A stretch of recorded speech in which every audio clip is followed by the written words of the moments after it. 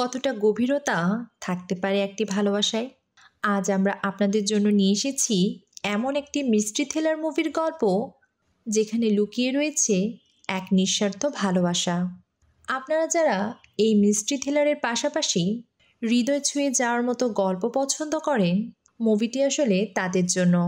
যদি আপনি এই মুভিটি না দেখে থাকেন তবে আজ দেখে নিতে পারেন আমাদের সাথে। তো চলুন গল্পটি শুরু করা যাক। মুভির শুরুতেই আমরা মুভির প্রধান চরিত্র শ্যারনকে দেখতে পাই। তার শরীর দিন দিন খারাপের দিকে যাচ্ছে, আর সেদিন রাতের বেলা তার শরীর আরও খারাপ হয়ে পড়ে। তার হাজব্যান্ড তাকে দ্রুত হাসপাতালে নিয়ে যায়। সেখানে ডাক্তার তাকে জানায় শ্যারনের অ্যাপেন্ডিক্স ক্ষতিগ্রস্ত হয়েছে এবং তা দ্রুতই সার্জারি করতে হবে। এদিকে সার্জারির জন্য শ্যারনকে অজ্ঞান করা হয়, কিন্তু যখন সে তার জ্ঞান ফিরে পায় সে নিজেকে একটি অচেনা রুমে দেখতে পায়। তার হাত দুটো শক্ত করে বিছানার সাথে বাঁধা, আর পাশেই একটি যন্ত্র থেকে বাদামি রঙের এক জাতীয় তরল তার শরীরে প্রবেশ করছে। এসব দেখে শ্যারন বেশ আতঙ্কিত হয়ে পড়ে, আর ঠিক তখনই একজন ডাক্তার তার রুমে প্রবেশ করেন। তার হাতের লক খুলতে খুলতে তিনি প্রশ্ন করেন, তুমি এখন কেমন বোধ করছো? শ্যারন বিস্মিত হয়ে তাকে জিজ্ঞেস করে, আমি এখন কোথায়? আমি এখানে কিভাবে এলাম? তোমার অস্ত্রোপচারের পর তুমি কিছু মানসিক অবসাদে ভুগছিলে, তাই এখানে তোমার চিকিৎসা চলছে। এই বলে ডাক্তার তার রুম থেকে বেরিয়ে যান। এবার শ্যারন তার নিজের পেটের কাটা দাগটির দিকে লক্ষ্য করে। সে দেখে দাগটি শুকিয়ে গেছে, তার মানে সে এখানে অনেক দিন ধরেই বন্দি। এর কিছুক্ষণ পরেই হাতে একটি ছোট ওষুধের পাত্র নিয়ে ডাক্তার আবার ফিরে আসেন। ডাক্তার শ্যারনকে বলেন, এটা খাও, এটা তোমার জন্য জরুরি। শ্যারন বিরক্ত হয়ে বলে, আপনি আমার প্রশ্নের উত্তর দিচ্ছেন না কেন? আমার পরিবারের লোকজন আমাকে খুঁজছে। শ্যারনের কথা শুনে ডাক্তার রহস্যময় এক হাসি দিয়ে বলেন, এখানে তোমাকে কেউ খুঁজে পাবে না, আর এই জায়গার কথা কেউ জানে না। শ্যারন ওষুধ খেতে অস্বীকার করে, আর হঠাৎই সে ডাক্তারকে ধাক্কা দিয়ে রুম থেকে বেরিয়ে যায়। আর এদিকে দরজার বাইরে অপেক্ষা করছিল হাসপাতালের কিছু স্টাফ। তারা শ্যারনকে ধরে ফেলে এবং তার গলায় উত্তেজনা উপশমকারী একটি ইঞ্জেকশন দিয়ে দেয়। শ্যারন যখন শান্ত হয়ে আসে, সেই ডাক্তার আবারও তার রুমে প্রবেশ করে। তাকে দেখে শ্যারন রাগ আর ভয়ে কাঁপতে কাঁপতে বলে, আমাকে এখানে বন্দি করে রেখেছেন কেন? আমি কি করেছি? ডাক্তার তার প্রশ্নের কোনো উত্তর না দিয়ে ঘরটিকে তালাবন্ধ করে বেরিয়ে যান। এদিকে অদ্ভুত কিছু শব্দ দূর থেকে ভেসে আসতে থাকে, কারো আত্মচিৎকার, যেন কেউ ভয়ঙ্কর কষ্ট পাচ্ছে। দরজার বাইরে তাকিয়ে শ্যারন দেখে একটি লোকের চোখ থেকে অনবরত রক্ত ঝরছে। এই দৃশ্য দেখে শ্যারন বুঝতে পারে এই জায়গায় সে শুধু একা নয়, কিন্তু এখানে আসলে কি হচ্ছে। শ্যারন তার রুমে বসে ভাবতে থাকে। হঠাৎই পাশের রুম থেকে এক চাপা গলার ফিসফিসানি ভেসে আসে। ভয় আর কৌতূহল নিয়ে সে সেই দেয়ালের দিকে এগিয়ে যায়। দেয়ালের ছিদ্রে সে পেন্সিলে মোড়ানো একটি ছোট্ট নোট পায়। সেখানে লেখা আছে, আমি এভারেট, আর এটা কোনো হাসপাতাল নয়। লেখাটি শ্যারনকে আরও ভয়ের মধ্যে ফেলে দেয়। আর ঠিক তখনই পাশের ঘরটি থেকে একই রকম আত্মচিৎকার শোনা যায়। এভারেটের এই আর্তনাদ শ্যারনকে আরও অসহায় করে ফেলে। সে যেন এক নিস্তব্ধতায় হারিয়ে যায়, আর পুরনো কিছু কথা মনে পড়তে শুরু করে। সে সেদিন তার হাজবেন্ডকে মিথ্যা বলে বাইরে গিয়েছিল, আর তার স্বামী তা বুঝতে পেরেও তাকে কিছু বলেনি। শ্যারন ভাবতে থাকে, আর তখনই ডাক্তার তার রুমে আসেন।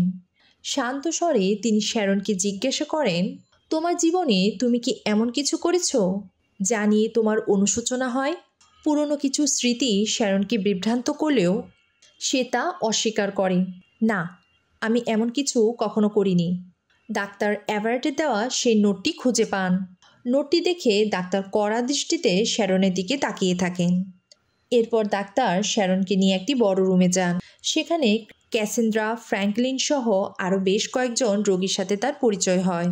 ডাক্তার চলে গেলে শ্যারন এভারেটের কাছে কাল রাতের ব্যাপারে জানতে চায়। এভারেট জানায় তার জিহ্বা কেটে ফেলা হয়েছিল। শ্যারন এই কথা শুনে ভয় পায় আর অবাক হয়ে দেখতে থাকে। তখন এভারেট বলে তারা তার জিহ্বা আবারও অপারেশনের মাধ্যমে জোড়া দিয়ে দিয়েছিল। এবার ক্যাথরিন শ্যারনের কাছে আরও ভীতিকর এক সত্য প্রকাশ করে। সে বলে, এরা আমাকে অনেকবার পুড়িয়ে মেরেছে, কিন্তু এদের চিকিৎসায় আমি কয়েকদিনের মধ্যেই সুস্থ হয়ে গেছি। রোগীরা সবাই শ্যারনকে সাবধান করে, এদের কখনো তোমার রুমে ঢুকতে দিও না, তাদের স্বাস্থ্য পরীক্ষার সময় শেষ। ডাক্তার এসে রোগীদের নিজ নিজ রুমে ফেরত পাঠায়। শ্যারনকে তার রুমে নিয়ে যাওয়ার সময় সে জিজ্ঞেস করে তাকে কখন বাড়ি যেতে দেওয়া হবে। ডাক্তার কোনো উত্তর না দিয়ে তাকে তার রুমে নিয়ে যান। শ্যারন আবারও সেদিনের কথা ভাবতে থাকে, যেদিন শ্যারন তার স্বামীকে মিথ্যে বলেছিল সে জিমে যাচ্ছে, কিন্তু আসলে সে গিয়েছিল একটি কবরস্থানে। আর তখনই ওই গাছের পাতা তার জুতোয় আটকে যায়। কিন্তু সেই কবরটি কার, আর কেনই বা সে সেখানে গিয়েছিল? এই প্রশ্নগুলো শ্যারনের বর্তমান ও অতীতকে এক ভয়াবহ রহস্যে জড়িয়ে ফেলে। শ্যারন তার রুম থেকে বাইরে দেখছিল দুইজন লোক একজন রোগীকে জোর করে কোথাও নিয়ে যাচ্ছে। ঠিক তখনই এভারেট শ্যারনের রুমে আসে। এভারেট তাকে জানায় এটা কোনো হাসপাতাল নয়, এটা আসলে একটি ফ্যাসিলিটি। শ্যারন তাকে জিজ্ঞেস করে, আমরা এখান থেকে বের হতে পারি না? এভারেট মৃদু গলায় বলে, বের হওয়ার একটাই উপায় আছে, তাদের সব নিয়ম ও নির্দেশ মেনে চলতে হবে। এটা শুনে শ্যারন অবাক হয়ে জিজ্ঞেস করে, তোমাকে এসব কথা কে বলেছে?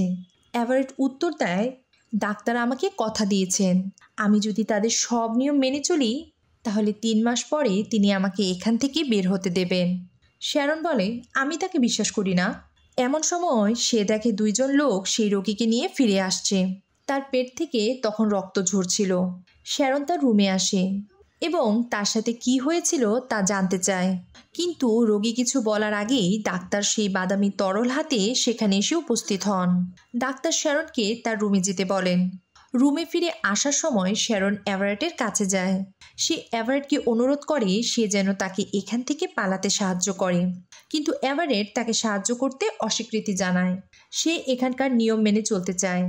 বাইরে বেরিয়ে শ্যারন এখানকার রোগীদের দেখতে থাকে, তারা সবাই কেমন অদ্ভুত আচরণ করছে। এমন সময় ডাক্তার তাকে দেখে ফেলেন এবং নিজের ক্যাবিনে নিয়ে যান। ডাক্তার তাকে একটি ছবি দেখান যেখানে এক ব্যক্তিকে ফাঁসিতে ঝুলন্ত অবস্থায় দেখা যায়। ডাক্তার শ্যারনকে জিজ্ঞেস করেন, তুমি কি এই মানুষটিকে চেনো? শ্যারন কিছুক্ষণ ভাবার পর বলে, আমি যদি তার ব্যাপারে বলি তবে কি আপনি আমাকে বাড়িতে একবার ফোন করতে দেবেন? ডাক্তার সম্মতি দেন। তখন শ্যারন জানায়, এই ছেলেটি ছিল আমার বয়ফ্রেন্ড, কিন্তু হঠাৎ করেই সে একদিন আত্মহত্যা করে আর আমি সেই ঘটনা মেনে নিতে পারিনি। এখানে আমরা জানতে পারি শ্যারন সেদিন তার স্বামীকে মিথ্যে বলে আসলে তার বয়ফ্রেন্ডের কবরে মোমবাতি জ্বালাতে গিয়েছিল। ফোন করতে গিয়ে শ্যারন যখন বুঝতে পারে ফোনটা আসলে অচল, সে ডাক্তারের উপর রেগে যায় এবং রুম থেকে বেরিয়ে আসে। ফিরে আসার পথে শ্যারন তার বয়ফ্রেন্ড নিকোকে একটি রুম থেকে বেরিয়ে আসতে দেখে। সে লুকিয়ে ওই ঘরে আসে এবং সেখানে নিকোর ব্যবহৃত পিয়ানো এবং তাকে ফাঁসিতে ঝুলিয়ে রাখা দড়িটি দেখতে পায়। শ্যারন বেশ ভয় পেয়ে যায়। এরপর ফ্যাসিলিটির কয়েকজন লোক এসে শ্যারনকে একটি ঘরে নিয়ে যায়।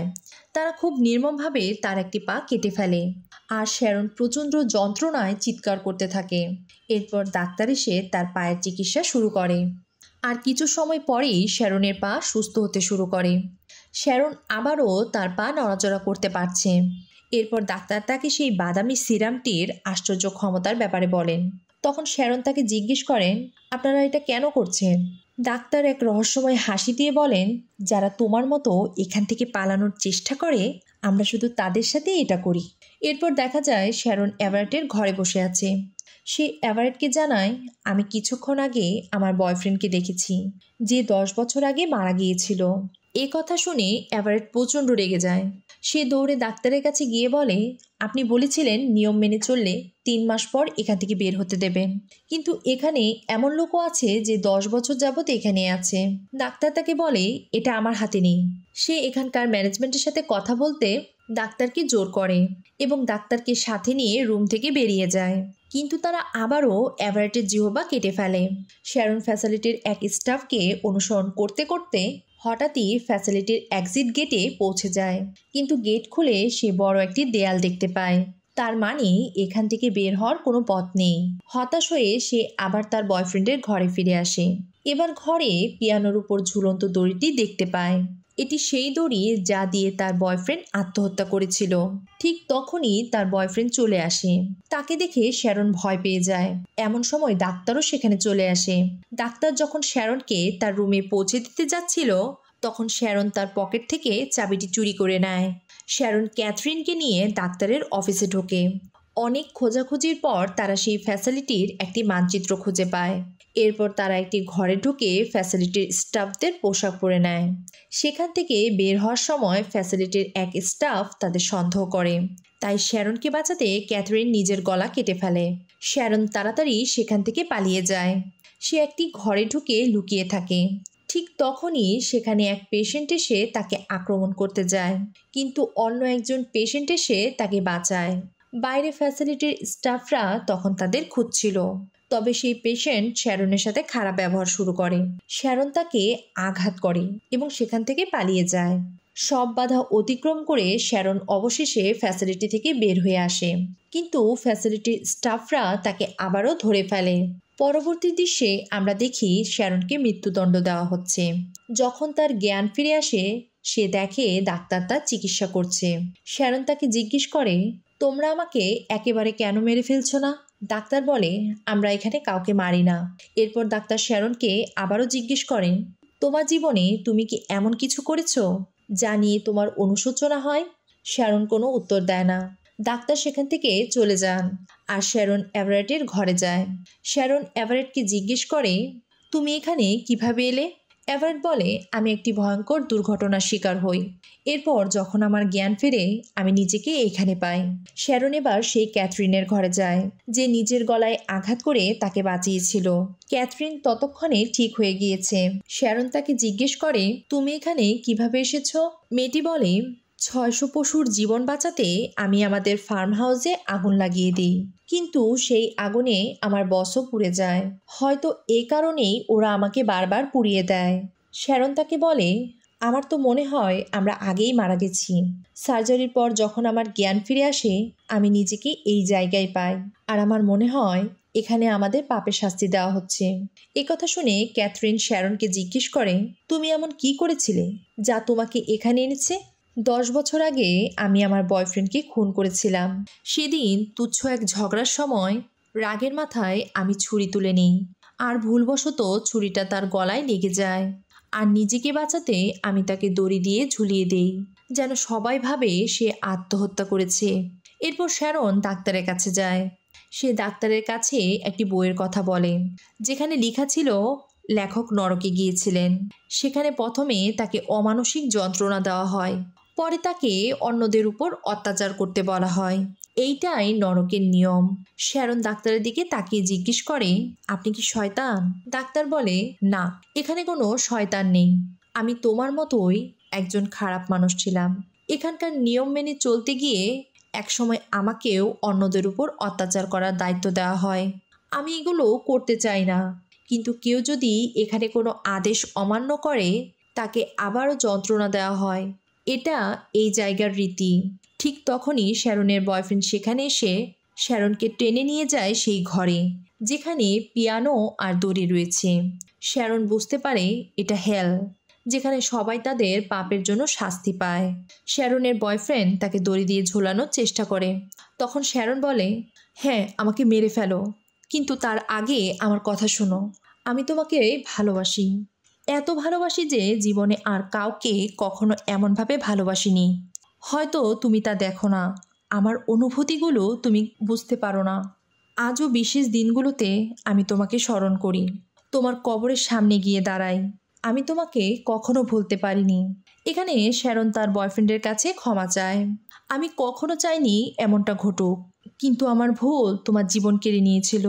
তাই তুমি আমাকে তোমার মতো করে শাস্তি দাও। এই কথাগুলো শুনে শ্যারনের বয়ফ্রেন্ডের মন পরিবর্তন হয়। তাই সে শ্যারনকে না মেরে হ্যালের এক্সিটের দিকে নিয়ে যায়। এটা দেখে ডাক্তার তাদের থামাতে চায়, কিন্তু শ্যারনের বয়ফ্রেন্ড তার কথা না শুনে শ্যারনকে নিয়ে এগিয়ে যায়। শ্যারন এক্সিটের দিকে এগিয়ে যাচ্ছিল।